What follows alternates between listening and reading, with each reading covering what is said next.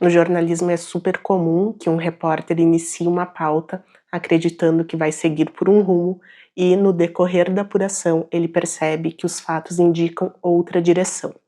O que não é tão comum assim é que uma simples mudança na rota de uma matéria jornalística gere um adendo à história oficial do país. E foi o que aconteceu no primeiro livro publicado pela Eliane Brum, O Avesso da Lenda, sobre a coluna Prestes e sobre o qual a gente conversa neste vídeo. Olá, bem-vindos ao Inventário da Leitura. O meu nome é Gessiele Lordes, sou jornalista, tenho aqui no canal um projeto sobre jornalismo literário e uma das leituras que eu separei para essa primeira temporada de livros deste gênero foi esse aqui, O Avesso da Lenda, o primeiro livro publicado pela Eliane Brum. Bom, vocês devem conhecer essa autora, que é muito conhecida por livros que destacam as pessoas comuns. Ela tem uma grande sensibilidade para lidar com a vida cotidiana e para destacar as pessoas anônimas, mas que têm histórias muito interessantes ou que ela torna interessante por meio de uma escrita muito sensível e muito atenta ao cotidiano. Ela é autora dos livros A Vida que Ninguém Vê e O Olho da Rua, acho que são os títulos mais famosos dela. Hoje em dia eu sei que ela é bem envolvida com a pauta ambiental, mas este livro aqui, O Avesso da Lenda, é um livro que não é tão lembrado dentro do conjunto da obra da Eliane Brum, e eu fiquei muito interessada em ler essa obra porque ela foi apurada, ela foi produzida de uma forma muito específica, porque aqui a Eliane Brum se propôs a refazer todo o trajeto da coluna Prestes. E eu não sei se vocês vão lembrar aí das aulas de história da escola ou dependendo da sua área de formação até na faculdade, mas a coluna Prestes foi um movimento contra a República Velha que percorreu 15 estados brasileiros, foram 25 mil quilômetros, 1.500 homens percorreram esse trajeto a pé. Então foi um movimento muito emblemático, principalmente por uma questão física, né? Eles foram a pé, passando por mais de 50 cidades, tentando formar um movimento contra as oligarquias que se revezavam no comando do país. Esse movimento ele esteve ali no contexto do tenentismo, né, que é um movimento muito maior, mas a marcha ela ficou realmente muito conhecida por esse feito tão grandioso, de percorrer a pé tantos quilômetros, foram mais de 2 anos de marcha. E quem liderou essa marcha foi Luiz Carlos Prestes, um político gaúcho, militar, que por muitos é considerado um dos políticos mais complexos dos anos 20, 1920, né, que foi mais ou menos a década ali que ele teve essa atuação. Posteriormente, ele se tornou o líder do Partido Comunista no Brasil. Ele era casado com a Olga Benário também, que tem ali uma história bem conhecida. Então ele foi uma figura que esteve envolvida em muitos momentos históricos do Brasil. E a coluna, eu acho que é o feito mais fortemente associado a ele.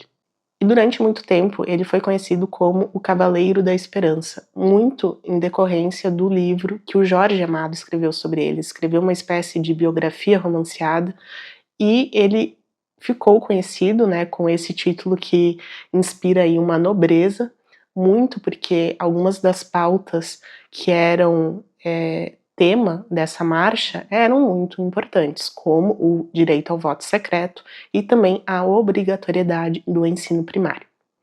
Bom, então o Luiz Carlos Prestes era assim idealizado dessa forma como um mito. E ao que parece, a própria Eliane Brum tinha essa visão um tanto mais heróica do Luiz Carlos Prestes e dos homens que acompanharam ele. Ela abre o livro falando que quando ela era criança ela ouvia falar sobre esse movimento, que ela leu muito sobre isso e que ela via ali, né, um caráter heróico naqueles homens que estavam lutando para tirar uma corja, né, que dominava o país, e eles estavam ali lutando por questões muito importantes. Então ela sempre ficava se perguntando que histórias, que lutas, que desafios eles teriam tido durante essa jornada. Bom, ela cresce, se torna jornalista e vai trabalhar no Zero Hora, o principal jornal aqui do Rio Grande do Sul, em atividade até hoje. E quando ela está lá trabalhando na Zero Hora, ela sugere que seja feita essa pauta de percorrer todo o trajeto da coluna Prestes. O ano era 1990, o editor disse que não, que tudo que deveria ter sido escrito sobre esse assunto já havia se esgotado, e aquela ideia fica ali em segundo plano na mente dela. Passam-se 2 anos, em 1992, Prestes já havia morrido, porque ele morre nos anos 90, novamente Helene Brum sugere essa pauta e, para sua felicidade, o editor aprova, então, que ela faça essa matéria percorrendo todos os estados que a coluna Prestes percorreu. Obviamente, ela vai percorrer de carro, né? Então ela consegue aí o reforço de um fotógrafo que ficou durante muito tempo, até a Bahia, mais ou menos, ele ficou com ela. Ela também tinha um motorista. Então ela tinha ali uma equipe, foi uma mobilização bem importante para fazer essa matéria, né? Não foi algo simples. E eu tô falando dos anos 90, então vocês imaginem que malha porcamente tinha sinalização em muitas rodovias brasileiras, quem dirá outra forma mais ágil de localização e de comunicação. Ela diz aqui que o primeiro movimento que ela fez foi ligar para a filha do Luiz Carlos Prestes, que é a historiadora, e pedir, né, esse apoio. A filha do Luiz Carlos Prestes diz que não seria tão rentável assim para o jornal fazer essa pauta, porque ela mesma e o pai, né, o Prestes, já haviam cogitado refazer o trajeto, mas eles entendiam que o Brasil que ele visitou durante a coluna Prestes já não existia mais e que as pessoas que ainda vivessem estariam gagás, né, nas palavras dela. E de fato, a maioria das pessoas que a Helene Brum conversa são muito idosas, e o medo que a Helene Brum tinha era que a coluna Prestes tivesse caído no esquecimento das pessoas, né, dos municípios por onde passou. E foi exatamente o contrário. As pessoas lembravam muito bem, se não aquelas idosas, né, que tiveram um envolvimento direto, muitas gerações ficaram impactadas com os efeitos dessa coluna. E no começo do vídeo eu digo que é muito comum quando um repórter ele inicia uma pauta achando que ele vai seguir uma direção e os fatos indicam ele para outro caminho. E foi o que aconteceu aqui. A Helene Brum, ela diz então, né, que ela tinha esse fascínio acerca desse tema, e a intenção dela, originalmente, era coletar histórias pitorescas, mas num nível assim de curiosidades acerca dessa grande marcha. E já nas primeiras entrevistas ela percebe que o tom da pauta vai ser muito mais sério e muito mais trágico. Então a primeira pessoa a se desiludir, digamos assim, foi a própria repórter. E aqui na apresentação da obra ela diz que essa matéria ela foi divulgada durante 6 edições, entre janeiro e fevereiro de 1994, na Zero Hora, e que o jornal recebeu inúmeras críticas de pessoas que não queriam admitir dos relatos que a Helene Brum apurou. Lembrando que ela passou por 15 estados, 50 cidades e mais de 100 pessoas que foram entrevistadas compõem essa narrativa. Ela não adentra muito sobre o nível ou o tipo de críticas que o jornal recebeu ou que ela recebeu pessoalmente, porque eu tenho certeza que ela recebeu críticas pessoais bem passionais, né, porque se você der um simples Google aí em qualquer conteúdo relacionado à coluna Prestes e que tenha comentários, você vai ver que ainda existe um nível de paixão muito forte envolvendo a figura desse político. E vocês sabem que o brasileiro é passional, politicamente passional, não é daquela época, não é de hoje, sempre foi assim, sempre vai ser. Então imagino que deva ter sido um impacto muito forte para uma repórter tão jovem, né, ela estava começando ali na redação, e o assunto com certeza ajudou ela a se preparar para os próximos livros. Tanto que esse livro, embora ele não seja apenas a versão que saiu no jornal, é dito aqui que a reportagem que tem aqui no livro ela é muito mais ampla, mas não traz assim tantos bastidores. E isso era algo que eu esperava ter um pouquinho mais, que ela trouxesse um pouco mais assim do dia a dia dela, né, da equipe nessa viagem. Ela até traz algumas informações, mas são sempre informações a serviço da matéria. como, por exemplo, a dificuldade em acessar alguns municípios que mudaram de nome desde a época em que a coluna Prestes passou por eles, ou ela fala sobre os trechos em que a sinalização rodoviária é muito precária, que fica muito difícil, então ela não se coloca muito dentro da pauta. E era algo que eu gostaria de ter podido acompanhar mais por meio dessa leitura, mas eu entendo perfeitamente a escolha que ela fez, principalmente tendo em vista a grande repercussão e a onda de críticas que a publicação original no jornal gerou, né? Quanto mais ela se prendesse aos fatos, mais correta seria a sua postura e mais ela se blindaria contra difamações e coisas desse gênero que a gente sabe que sempre acontecem quando uma notícia não agrada determinado lado da moeda política nesse país. Em relação à experiência de leitura aqui, ela é muito fluida, porque é um livro curto, né, são 160 e pouquinhas páginas, embora sejam uma escrita, uma matéria muito densa. Por quê? Porque a Eliane Brum, ela conversa com muitas pessoas, né, como eu disse, foram mais de 100 pessoas entrevistadas, e ela traz em muitos desses cases, né, muitas dessas pessoas, ela traz um pouco do contexto dessa pessoa, ela vai falar sobre a família dessa pessoa, ou sobre situações que nos permitem visualizar a dinâmica dela com o entrevistado. Por exemplo, quando ela para em uma casa onde o entrevistado era muito idoso, ele era casado com uma jovem, uma adolescente praticamente, ela sofria de várias condições que envolviam ali alguma coisa de ordem mental, de saúde mental, e ela passava por sessões de exorcismo ou coisas parecidas. Então, são questões que não estão diretamente relacionadas à coluna Prestes, mas que nos ajudam a entender e a nos situarmos dentro daquela localidade em que a Eliane Brum está. E a linguagem dela, a forma como ela vai descrever as coisas, ela também acompanha o tom da matéria. Então ela usa, por vezes, termos muito brutos, uma linguagem muito crua, e que às vezes é quase lírica, assim, porque são termos que a gente não estaria acostumado a ver em um jornal, né, ou em uma matéria de cunho político, mas que ela usa aqui e que já mostram essa tendência que ela teria nos livros seguintes, né, a ter uma linguagem, uma visão, né, muito sensível acerca da vida real.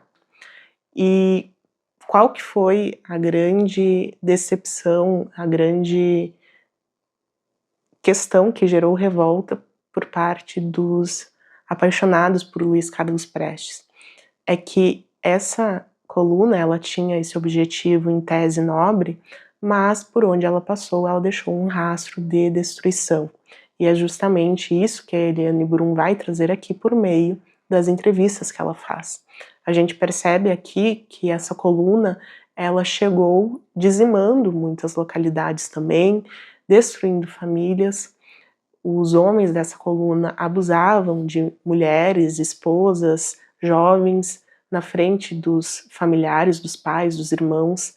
Eles forçavam muitos homens a acompanhar eles, sob o domínio de uma arma ali, eles forçavam os homens das famílias a servirem, se não como combatentes, como guias, porque, como eu disse, eles estavam caminhando a pé, eles estavam fugindo do governo nacional, né, dos legalistas, então eles precisavam de pessoas que conhecessem a região para traçar rotas de fuga. E quem melhor do que quem morava lá, não é verdade? Então eles forçavam muitos homens a acompanhar eles. E aqui existem vários relatos de famílias que foram totalmente destruídas por causa desse tipo de ação da coluna. Um dos casos que mais assim me gerou revolta foi o de um jovem, na época era jovem, ele tinha acabado de perder o pai. Esse pai havia deixado uma herança muito boa para ele, e essa herança ia garantir os seus estudos, e por meio do estudo, né, por consequência, uma vida boa.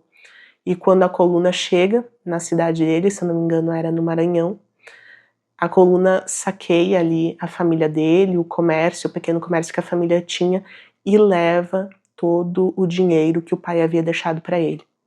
E aí a família dele fica totalmente arrasada, ele não pode estudar, se torna um varredor de rua, ou seja, não tem nenhuma perspectiva de futuro, não teve como se reerguer e acaba envelhecendo na miséria, sendo que ele havia nascido em uma família muito bem estruturada. Um outro episódio que me marcou bastante também aqui, e que não tem uma relação tão direta com a coluna, mas que me marca pela forma como a Eliane Brum consegue descrever aquela realidade tão árida. É quando ela vai para as minas de carvão vegetal em Minas Gerais. E é muito triste a forma como aquelas pessoas viviam na época em que ela chega lá. Inclusive, lendo esse trecho, eu me lembrei muito da atmosfera de As Vinhas da Ira, porque a sensação que tu tem lendo essa realidade lá em Minas Gerais foi muito parecida para mim com o que eu senti lendo As Vinhas da Ira. Em muitos lugares, a Eliane Brum constatou que as pessoas não entendiam o objetivo daquela marcha, que tirando ali o prefeito ou um ou outro que ocupava um posto mais político dentro da cidade, a comunidade não entendia o que estava acontecendo. Para vocês terem ideia, ali, naquela época em que a Eliane Brum fez essa apuração, nos anos 90, muita gente não sabia nem quem era o presidente do país, porque havia muitas localidades onde nem o jornal chegava. Então elas não tinham nem acesso à comunicação mais elementar no dia a dia. E mesmo nas cidades onde os rebeldes eram bem recebidos, que aparentemente foi uma minoria, o clima não era dos mais amistosos. Por exemplo, tem um momento aqui em que ela vai falar que os homens locais ali foram jogar futebol contra esses rebeldes. Mas os rebeldes, eles não queriam tirar a arma da cintura. Eles só aceitavam jogar se fossem armados, porque, né, eles não queriam correr o risco de perder para os locais.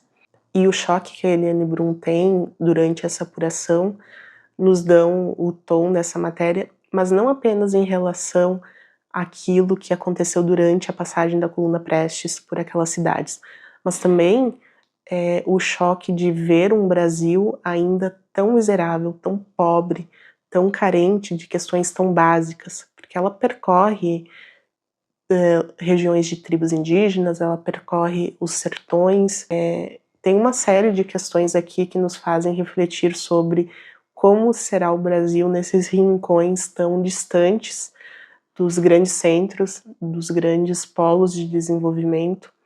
E eu fico pensando se hoje as coisas realmente mudaram tanto, será que não tem uma comunidade perdida lá que tem uma situação tão triste, tão desassistida e que hoje ela, por não estar no nosso radar, no radar da imprensa, da internet, ela não está lá abandonada também.